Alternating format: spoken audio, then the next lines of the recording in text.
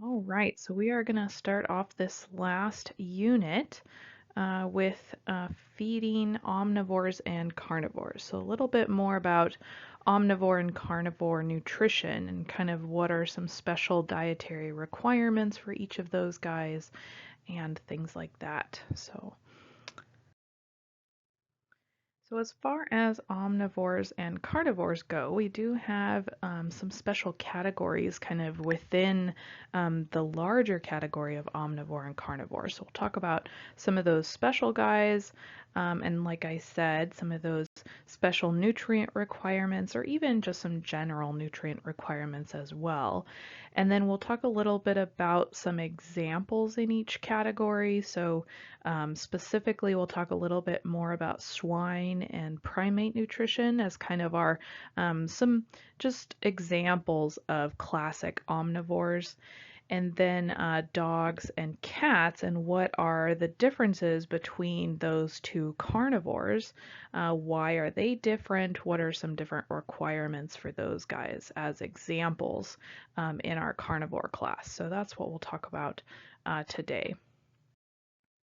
So again, omnivores really have kind of a broad category. So, the classic saying that omnivores kind of eat everything, right? So whether that's really a true statement or not, it's fairly accurate, but we do have some kind of very specific strategies, dietary strategies of these different groups. So what are these different kind of diverse dietary strategies that we do see in the omnivore category?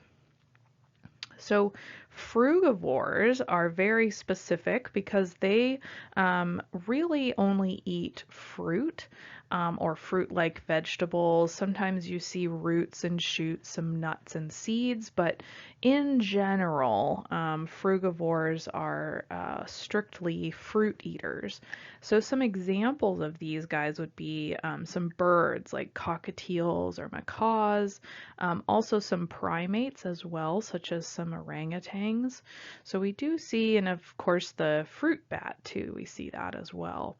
So we do see some examples of these frugivores.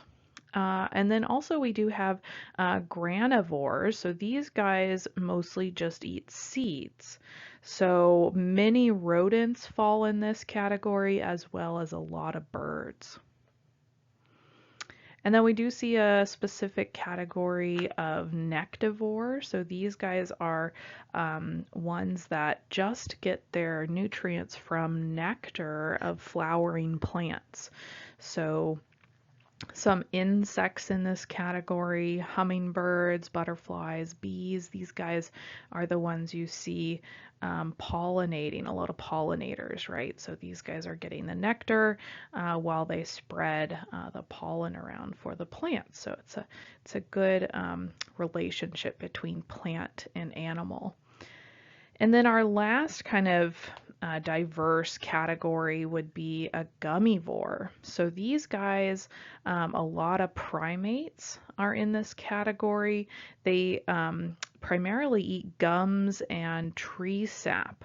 So these guys are high in sugar value, kind of like a nectar, but it's coming from a tree instead of a flowering plant. But they do also eat some bugs for protein as well. So these guys are kind of your marmosets, lemurs, sugar gliders. So this is a very interesting class or category of omnivore. So omnivores, if we look at, and this will kind of come into play when we talk about herbivores as well, as kind of the diversity between their GI systems, so their gastrointestinal tracts. And when we look at omnivores, just kind of in general, they tend to have a simple stomach, meaning they don't have multiple chambers of their stomach like some of our ruminants. And essentially, they are able to ferment some fiber. So we do see some development of the cecum and the colon because omnivores do eat plants, right? So they do have a certain degree of fiber fermentation happening. And then any of these specialized guys, you do see some specialization among the diets. So that is reflected in their GI tract. We're just not going to talk about those different specializations. But in general, we're kind of seeing this simple stomach structure with some development of the cecum and the colon. So I just have an example here of a pig. And so they have a simple stomach, so not multi-chambered, small intestine of varying lengths. And here's the cecum, which is really the beginning of the large intestine. So again, that's a lot of fermentation is happening, and our herbivores are going to be a little bit different in their development of that cecum or colon. So again, our kind of classic saying is omnivores eat everything, right? So when we talk about diets for omnivores, and especially when we're feeding our omnivore friends, why can't we just kind of give them a smorgasbord of everything and let them decide what they want to eat, right? Since they can kind of eat everything. Well, can humans do that? Can we make the correct dietary choices that are going to give us all the nutrients that we need, a balanced diet? Absolutely not. So we can't just give them kind of a little bit of everything and see what they like, because they are not going to necessarily choose, what the correct balanced diet would be for them. So we do have some special nutrient requirements for certain omnivores. And, when we study them, rodents, primates, pigs are definitely our most studied omnivores. Obviously humans as well, but we're not talking about human nutrition. So, those are the most commonly studied animals. And we talked a little bit about these vitamins in our vitamin lecture, but vitamin C is required by certain omnivores, such as primates or us, bats and guinea pigs. So these guys are going to require vitamin C in their diet. And then also for some New World primates, vitamin D and D3 specifically for those New World primates are required in their diet if they don't have enough access to sunlight, because sunlight should convert those precursors in our skin to vitamin D, but a lot of these New World primates have a higher requirement for vitamin D, specifically D3. So these guys are marmosets, which is a picture I have here, cute little guy. Tamarins, capuchins, spider monkeys, howler monkeys. These guys are our New World primates, specifically have that requirement. So when we talk about what we feed omnivores, right? So we do feed them a lot of fruits and vegetables, because that is part of our diet usually for omnivores.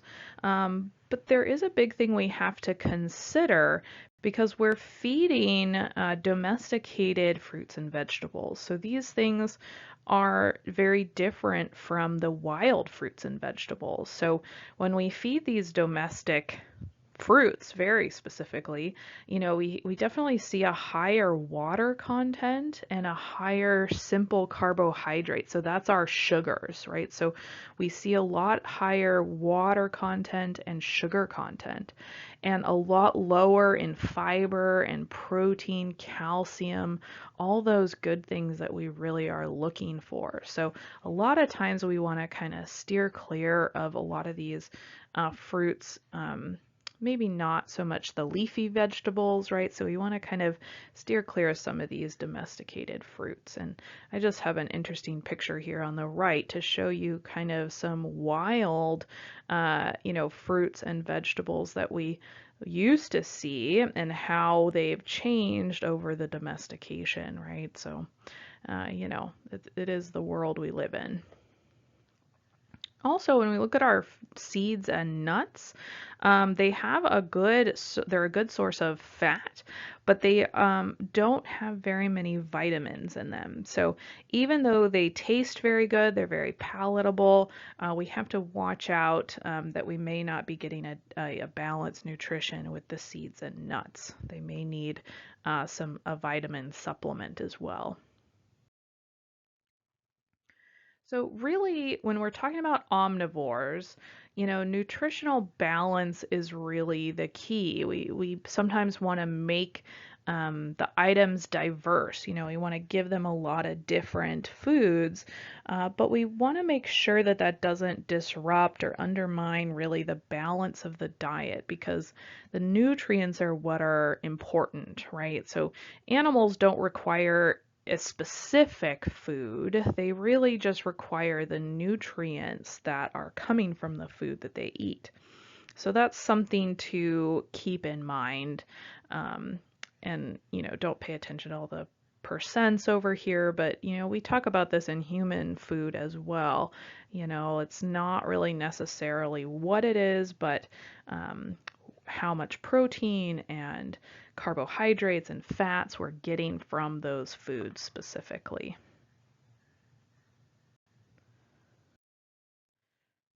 So let's talk a little bit more about one of our classic omnivores or pigs. So what do we look at in their diets, or what are some classic diets that we utilize for pigs? So for energy, we tend to use grain as kind of the main carbohydrate source, usually corn, because that's just classically the most easy and cheapest source of grain. But we do throw in some roots and tubers. That's a starch, so the good starches. Bananas, molasses are kind of our more simple sugars, carbohydrates, and then fats and oils, right? So fats are a great source of energy, pretty much the best. Protein sources, right? So we use a lot of animal sources, right? So our meats, our bone, blood, and fish meals, those are the most common. Usually we don't use milk products as much except in kind of starter diets, meaning diets for, growing animals, because milk products really are some of the best protein sources. And then our plant sources, the most commonly used are the oil seed meals. So soybean oil being the most um, common, right? But the problem we see with our plant proteins is that they usually are deficient in some amino acids, so at least one amino acid. So you have to be a little careful with balancing out and making sure you have those essential amino acids. So some more plant sources. So we talked about the oil seed meals. They tend to have higher protein, but we do see some seed legumes as well. So these are, your chickpeas, whole soybeans, a lot of beans, right? So seeds of those legumes. But they tend to have less protein. So you see kind of 20 to 30% compared to our 40 to 50% in those oil seeds.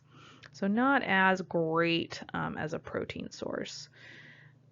And then you also can see those single-celled sources such as algae, yeast, bacteria, those guys. So they are a good source of high protein. As far as mineral and supplements go, you really have to just make sure for normal growth and reproduction, you have the correct minerals and vitamins, especially that calcium phosphorus ratio, and it's a very common supplement, as well as some trace minerals in salts like salt licks and things like that. But usually a lot of these feeds have, a pre-mix vitamin mineral supplement. So I just put an example there, but you don't need to know anything about it. It's here for an example. You just have all your minerals here. So this is a mineral supplement. So you usually see them coming in a combo pack, right, as a supplement. So primates are also another classic omnivore. So when we kind of talk about rules for feeding primates, we can kind of generalize it a little bit more to most omnivores as well. So we want to kind of use a complete diet, a solid formulation of a complete diet, such as an extruded biscuit, something like that, that has an appropriate protein and fiber content. So that can be your kind of base of the diet. And then you really want to kind of reduce or even eliminate altogether the cultivated fruits. So, like I said before, we have to be careful with our fruits these days. They definitely have a higher content of sugar and water and less fiber and protein and all that good stuff. But you do want to increase the veggies and the leafy greens. So that stuff is good, right? So we just want to be careful of those cultivated fruits, like citruses. So quite a few omnivores, but mostly herbivores, tend to really enjoy browse. So these are, branches with leaves, things like that, that are really great, both nutritionally and kind of behaviorally for these animals, especially in captivity. So you just have to make sure that it's based in science, right? So I have a link here for the Nutritional Advisory Group for some recommendations on browse. So you just have to make sure that whatever that may be, it's scientifically based. And omnivores in general, eat quite a few meals, small meals throughout the day. So if you distribute the food in those small meals over, several feedings throughout the day, it gives them, something to do all day. You can hide the food, put it in little toys, or, a lot of these behavioral enrichment things for them that kind of go along with the browse. So browse is a great behavioral enrichment, and also, finding great ways for them to eat all day and kind of keep them busy. And it's great for behavior. As well as treats, you just have to be careful with the treats that, they're low in sugar, high in fiber, especially for those folivores that, eat a lot of leaves. You can use herbivore pellets for them, air pop popcorn, things like that that are, nutritionally valuable, low sugar, high fiber. So now we're going to switch gears and talk about carnivores. So these guys, a lot of people think carnivores are just strictly meat eaters. That is not true. It just means that they're getting most or all of their nutrients from animal sources. So we do have some special categories of that as well. So pescivores, these guys primarily eat fish. So a lot of marine mammals, such as seals, are pescivores. Then we have insectivores. So these guys primarily eat insects, right? They're getting all their nutrients from those insects, such as this cute little hedgehog. So a scientist, Blair Van Valkenburg, did a lot of research on carnivores, historic carnivores, and looked at their teeth and created 4 groups of carnivores based on their dental morphology. So she looked at their teeth, so canine shape, tooth size, cutting blade length, and grinding molar surface to see where they fit in these 4 different groups. So our 4 different groups are meat. So over 70% of their diet is meat, meat and bone. Okay. And then we have this non-vertebrate category. So either meat and non-vertebrate, meaning they eat more meat than non-vertebrates, such as, insects, fruits and veggies, something other than meat. or they tend to eat more non-vertebrate sources and some meat. So these are our four different groups that we can kind of classify most carnivores into.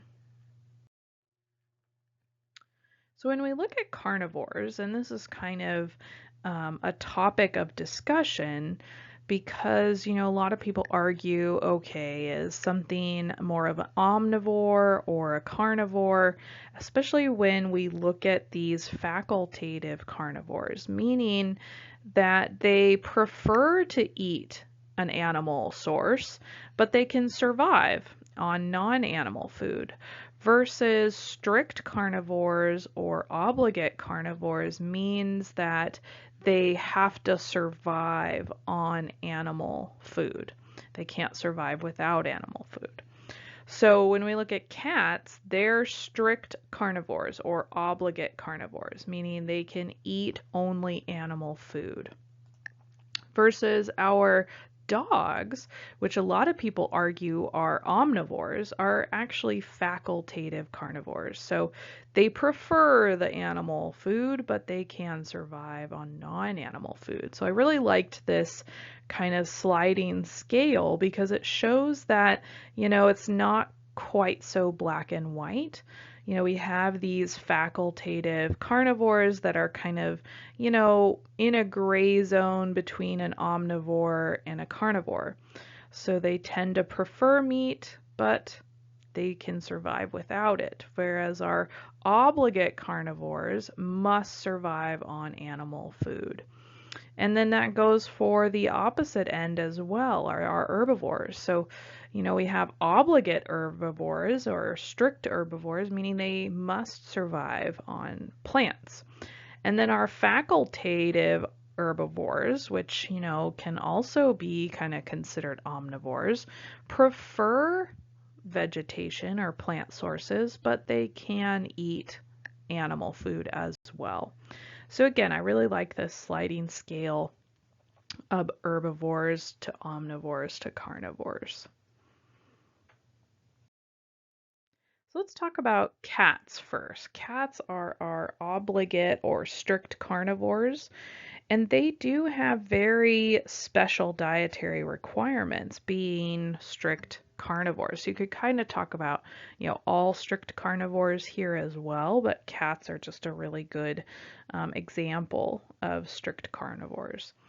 So they require arachidonic acid in addition to linoleic acid. So linoleic acid is our essential fatty acid that most, pretty much all animals require, but they also require arachidonic acid as well.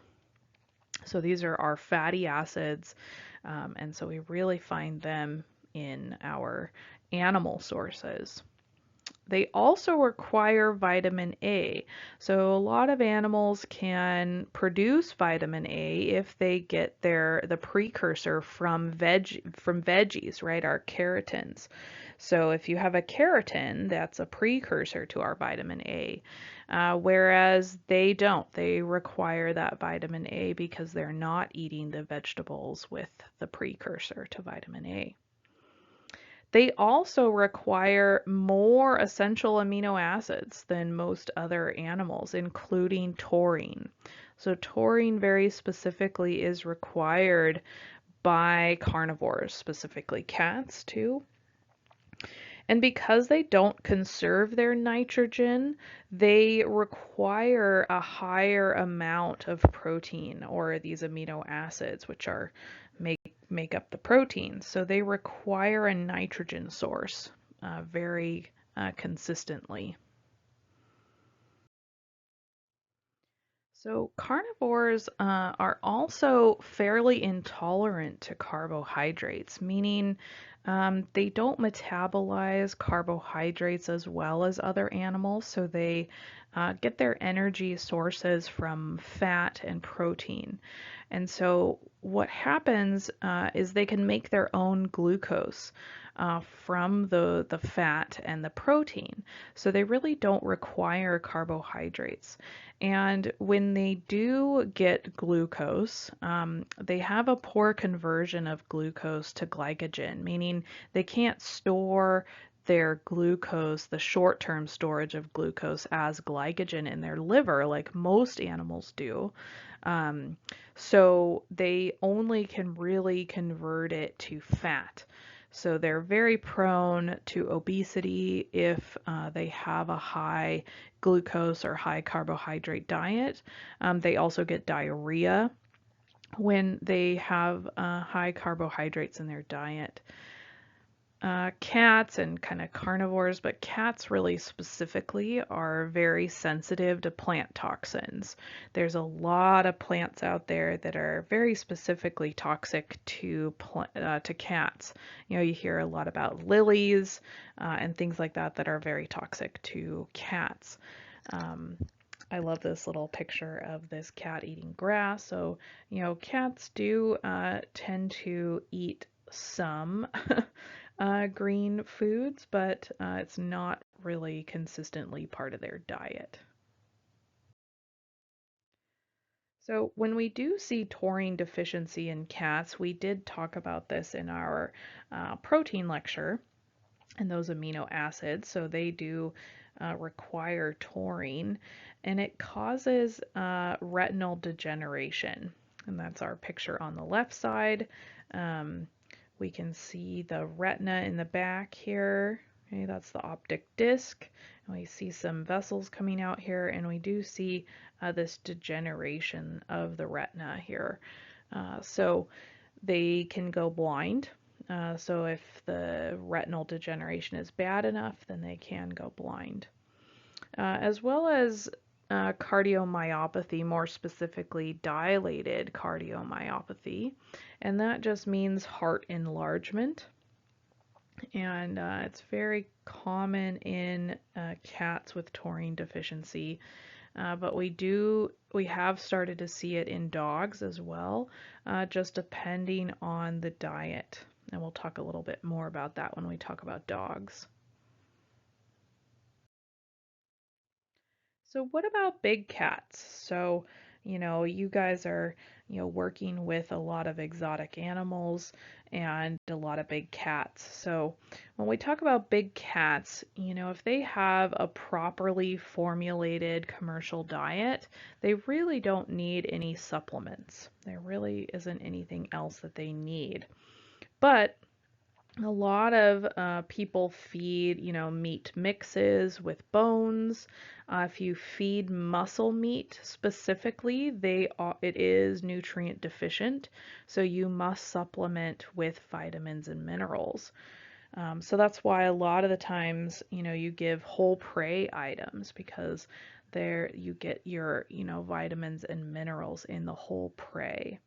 And a really good website just has a lot of good guidelines is the NAG website. So if you go there, you can really see a lot of good stuff. So when we feed big cats in captivity, you know, whole prey is great, and it's just, you know, you give a variety of whole prey about once a week, and it really gives them some good enrichment as well.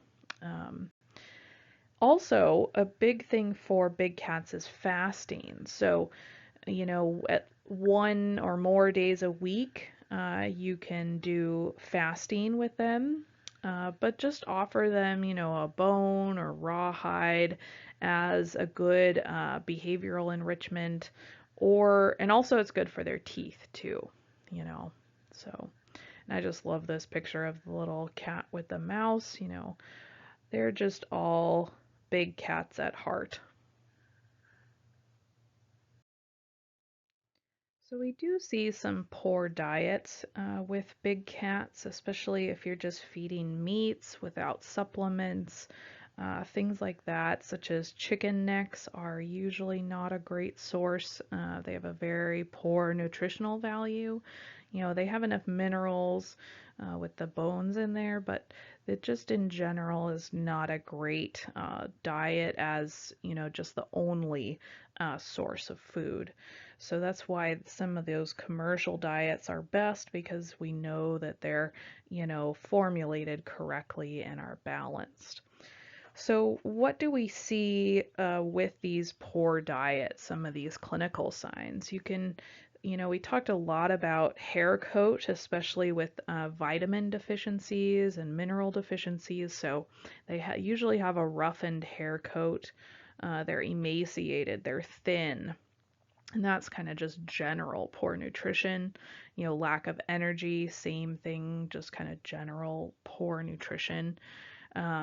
But we talked a lot about metabolic bone disease as well when we talked about our calcium and phosphorus ratios and how important those are for, growing animals. And so if those ratios and mineral imbalances are seen in the diets, we do get these misshapen limbs, such as this lion here with these front legs are a little bowed and kind of misshapen. So just got to be careful with, non-commercial feeds and proper nutrient balance. So now let's talk about dogs. We've talked a bit about cats and big cats as our, strict carnivores, but dogs are considered facultative carnivores. So they prefer, a food source, a animal food source, but they can survive on other things as well. So that's why many people consider them omnivores, as we discussed earlier. And usually dogs, especially in the wild, they hunt in packs. They're going to take down these large prey in packs. But, that's not so relevant to us, especially when we're talking about domesticated dogs.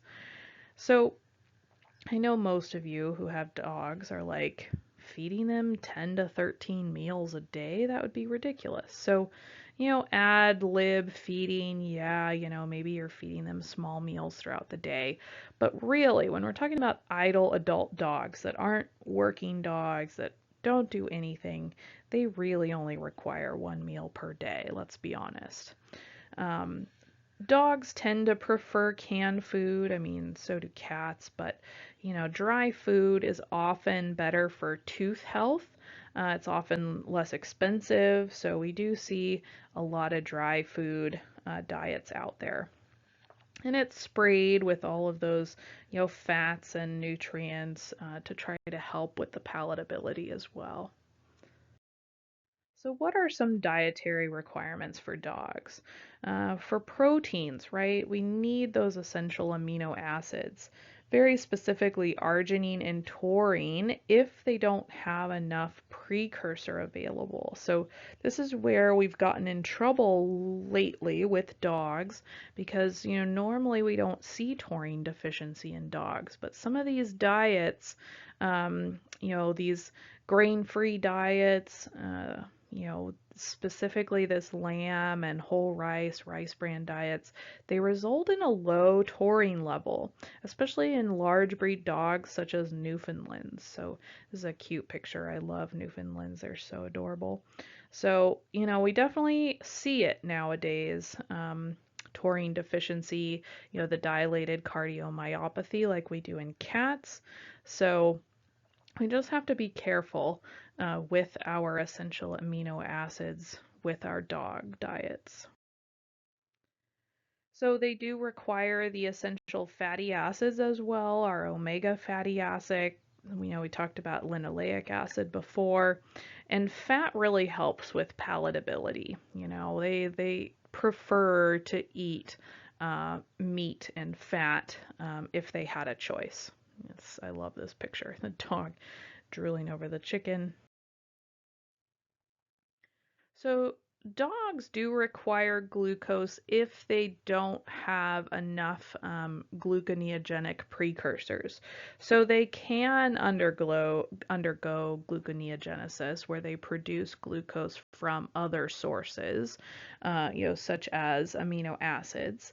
So if they have a high amino acid content in their diet, they can produce glucose, just like cats.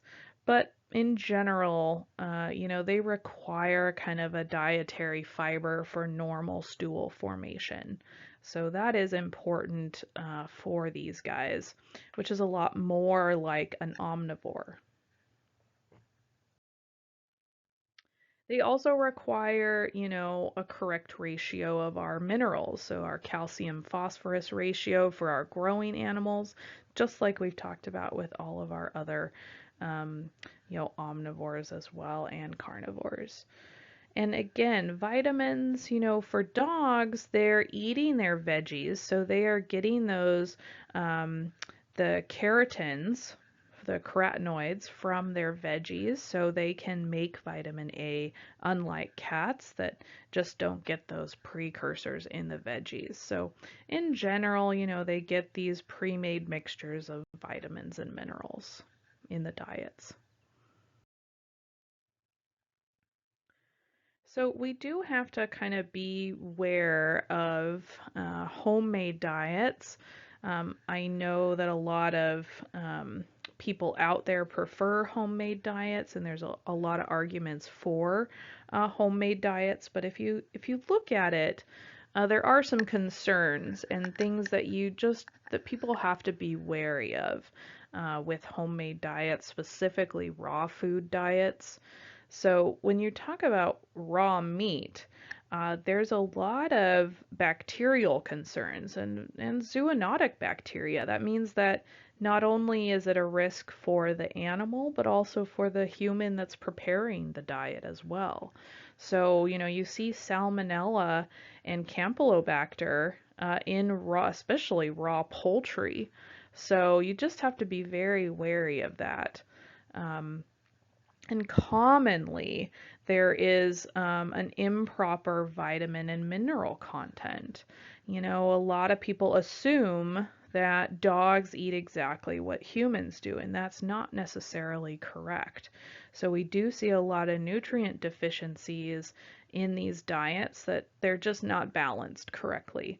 So if people are interested in, doing homemade diets, they really need to consult, their veterinarians, nutritionists, to make sure that the animal is getting all those nutrients that they require.